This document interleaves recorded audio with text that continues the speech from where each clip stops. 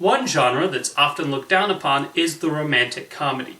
Movies in this genre are often seen as sappy, cliched, and simplistic, and sure, some entries can fall into those traps. However, I actually have an immense soft spot for the romantic comedy, and find a good amount of them to be charming, funny, and heartwarming.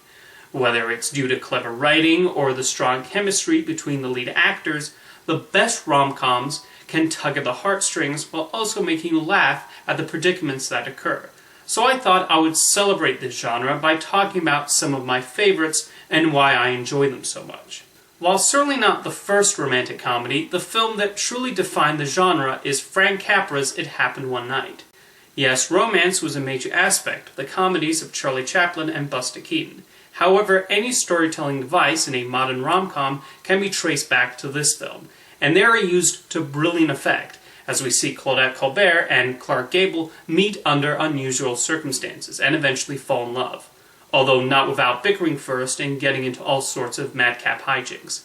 The snappy dialogue and the charming lead performances help make It Happened One Night a film classic, and one that almost every rom-com director has tried to aspire to. Another notable romantic comedy from this era of Hollywood filmmaking is Bringing Up Baby. A pivotal entry in the screwball comedy genre, the movie pairs up Katharine Hepburn and Cary Grant as they deal with a leopard and other predicaments. Grant plays a straight-laced paleontologist, and Hepburn is the woman he meets, who talks a mile a minute. As directed by Howard Hawks, the film moves at an incredible pace, and the two actors play off each other extraordinarily well. They're a strange, mismatched pair, and yet the movie makes you believe they belong together. A lot of these early romantic comedies are just wonderfully charming, as we see two actors at the top of their game being paired up and given screenplays by writers with an impressive ability at writing sharp and funny dialogue. And when the Hollywood studios found two actors who especially made sparks fly on screen, they would inevitably work together multiple times, Katharine Hepburn and Spencer Tracy being one famous example. While the 30s and 40s were known for the fast-talking screwball comedies, the 50s and 60s became the era of what were labeled sex comedies. These often tackled the battle of the sexes, and were usually about working women and their battle of wits with the men in their lives. Doris Day was the star of several of these comedies, and was always a delight. Her most popular rom-com was Pillow Talk, in which she deals with a playboy bachelor who keeps hogging her phone line. With its witty lines and clever storyline, Pillow Talk was an example of Day's ability at playing women who did not put up with men's boorish behavior. Several decades later, Peyton Reed directed a very clever homage to these sex comedies with Down with Love. That movie perfectly captures the visual look of those movies, and includes nods to Pillow Talk, That Touch of Mink, and Sex and the Single Girl, all while telling a story full of the sorts of twists and double entendres common in that era of rom-coms. Interestingly, one film that's not often considered a part of this era of rom-coms, but I think absolutely counts, is Lady and the Tramp. I think it's one of the most sophisticated animated films Walt Disney ever produced. That film works as a sweet romance between these two dogs, while also being about class, and the writing is not all that different from the sorts of films Doris Day and Rock Hudson was starring in at the time. It's also always great seeing filmmakers take inspiration from these classic romantic comedies while still making them their own. With Annie Hall, Woody Allen followed the romantic comedy tradition of putting together a mismatched couple. In this case, a completely neurotic man and a free-spirited woman with a tendency to ramble on. However, Allen also injected it with his trademark Jewish New Yorker sense of humor, and would continually play with the form. At one point, we read the characters' actual thoughts via subtitles, and at multiple times, Allen addresses the camera or interrupts random extras. Nora Ephron is another filmmaker who attempted to modernize the romantic comedy. In When Harry Met Sally, which she wrote, we follow the platonic title characters with differing views of romance. Can a man and a woman remain friends without any romantic attachment is the film's thesis, and it asks some interesting questions. I think they can, but other viewers might feel differently. There's a reason the original scripted ending was different than what ultimately ended up in the final cut, as Ephron and director Rob Reiner debated what would be the most logical outcome for how to conclude the film.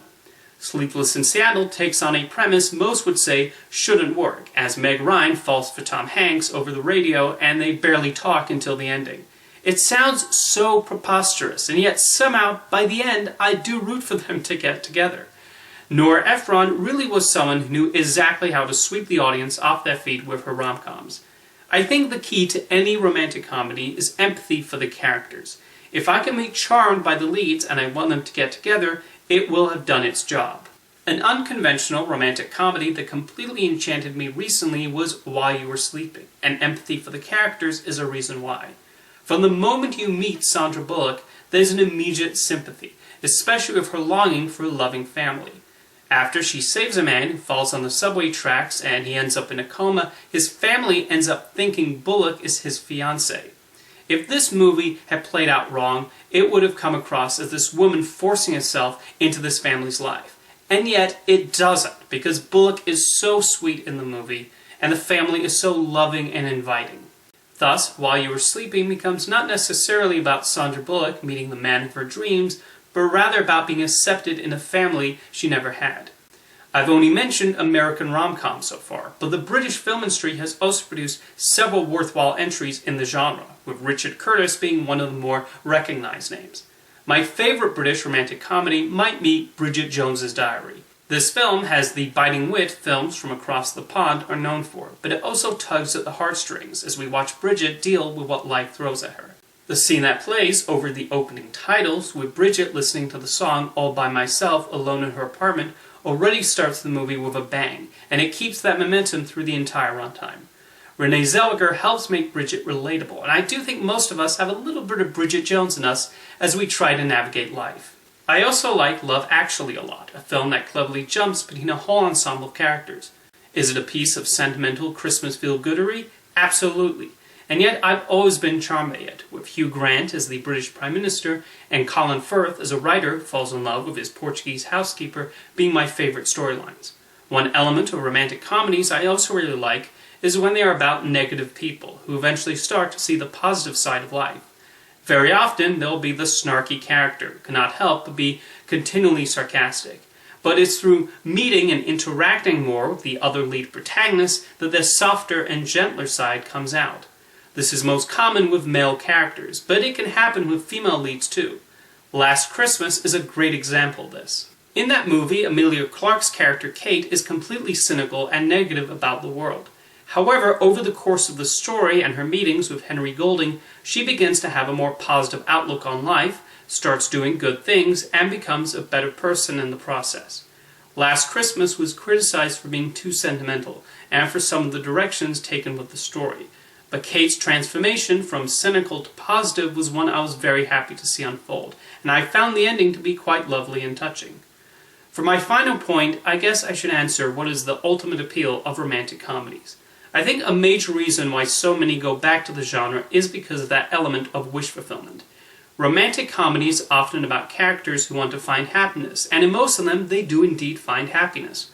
So one cannot help but wish the same could happen to us. The meet cute, the conversations full of witticisms, someone who makes us smile, the running to catch them on time before they get on the airplane. Maybe not the third act breakup though. Are romantic comedies a Hollywoodized version of what romance is actually like? They certainly are.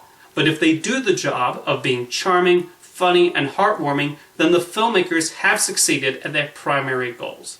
I'm always curious to watch a rom-com, in the hopes I get to see two likable characters find love and happiness, and that makes it a completely uncynical genre. And that's why I like them. See you next time.